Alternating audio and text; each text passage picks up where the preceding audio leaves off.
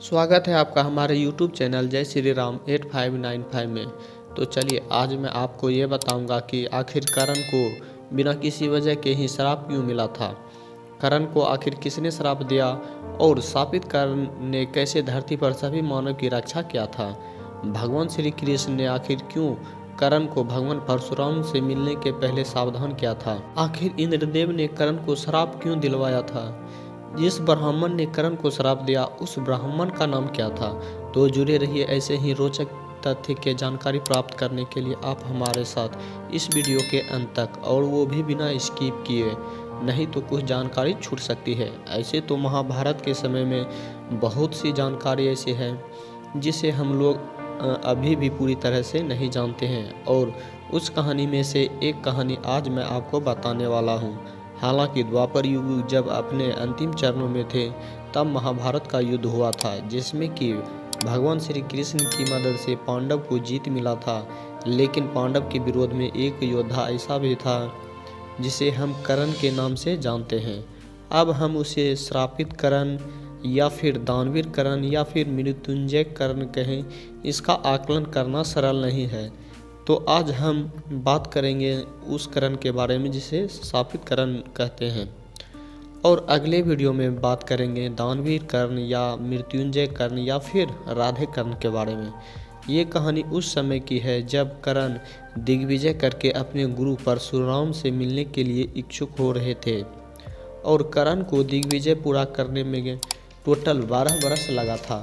दिग्विजय पूरा करने के बाद कर्ण का मन थोड़ा अशांत होने लगा, जिससे कि उन्होंने अपने गुरु परशुराम से मिलने की इच्छा जताई थी। तो उसी दिन जब भगवान श्री कृष्ण करण से मिलने आए तो करण ने कहा, हे माधव, आज मेरा मन अशांत है और मेरा मन कहता है कि एक बार अपने गुरु परशुराम से मिल आऊं। तब श्री कृष्ण ने करण को सावधान भी किया था कि अकेला यात्रा करना कभी कभी दुखदायी हो सकता है, किंतु करण उस समय भगवान श्री कृष्ण के कहने का अर्थ नहीं समझ पाया।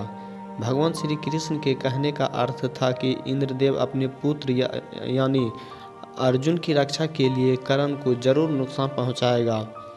तो जब अगले दिन करण अपने गुरु परशुराम से मिलने के लिए जा रहे थे तब वो एक नदी के किनारे जाकर पानी पीने लगे। इतने समय में ही इंद्रदेव ने करण के घोड़े को अपनी शक्ति से नियंत्रित कर लिया। फिर वो घोड़ा वहाँ से भागने लगा। फिर करण भी उसके पीछे दौड़ते हुए जाने लगा तो देखा कि एक वृद्ध ब्राह्मण अपने परिवार समेत अपनी कुटिया के पास रो रहा था। तो जब उस ब्राह्मण से करण ने पूछा कि आखिर आप लोग रो क्यों रहे हैं, तब वो वृद्ध ब्राह्मण ने कहा कि कोई मेरी गौरा को यहाँ से लेकर चला गया है। गौरा उस ब्राह्मण के गाय के बछड़े का नाम था, और उस बछड़े को किसी और ने नहीं बल्कि इंद्रदेव के कहने पर एक राक्षस लेके चला गया था। इंद्रदेव उस बछड़े की हत्या करण के हाथों करवाना चाहते थे ताकि करण को ब्राह्मण के द्वारा श्राप मिल सके। अब आगे क्या हुआ ये जानते हैं। जब करण ने उस ब्राह्मण को रोता हुआ देखा तो करण ने उस ब्राह्मण से कहा, आप शांत हो जाइए, आपके बछड़े को मैं ला कर दूंगा। किंतु करण जब उस राक्षस के पास गया तो देखा कि वो राक्षस उस बछड़े का आखेट करने वाले हैं। तो करण ने उस राक्षस से युद्ध भी किया, किंतु जब वो राक्षस वहाँ से भागने लगे तो उसके हाथों से बछड़ा कीचड़ में गिर गया था। फिर जैसे ही करण ने उस राक्षस पर तीर संधान किया तो वो विलुप्त हो गया, और वो तीर उस कीचड़ में फंसे हुए बछड़े को लग गया, जिससे कि उस बछड़े की मृत्यु हो गई। जब ब्राह्मण ने अपने बछड़े को मरा हुआ देखा तो ब्राह्मण ने उसी समय करण को श्राप दे दिया, जिस तरह से आज तुमने मेरी गौरा यानी बछड़े की हत्या की है, एक दिन तुम भी इसी तरह से कीचड़ में फंसे रहोगे और तुम्हारी सहायता करने के लिए कोई नहीं आएगा, और एक दिन तुम भी इसी तरह से तड़प तड़प कर मरोगे। ये मेरा श्राप है। जो ब्राह्मण ने करण को श्राप दिया था उस ब्राह्मण का नाम था अग्निहोत्र ब्राह्मण विजय। करण को अकारण ही श्राप मिला था। जब यह बात भगवान परशुराम को पता चला तो उन्हें बहुत ही क्रोधित गुस्सा आया, और गुस्से में आकर कहने लगे कि मैंने तो इस धरा को अनेकों बार क्षत्रिय विहीन किया है, लेकिन अब इस धरा को मैं मानव विहीन कर दूंगा, क्योंकि मेरे शिष्य को अकारण ही श्राप मिला है, जिसकी उसने कभी गलती ही नहीं की और उसे श्राप मिला है। आज मैं इस पूरे धरा को मानव विहीन कर दूंगा।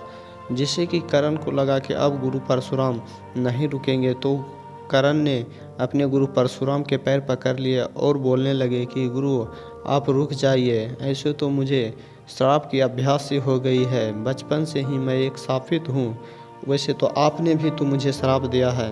तब उस समय गुरु परशुराम भी करण के बात सुनकर भावुक हो गए थे और वहीं पर करण के कहने पर ही रुक गए थे। हेलो फ्रेंड, आगे क्या हुआ था इसकी चर्चा हम अगले वीडियो में करेंगे और साथ ही हमारे चैनल को सब्सक्राइब भी कर दीजिए। जल्द मिलते हैं नेक्स्ट वीडियो में, तब तक के लिए जय श्री राम।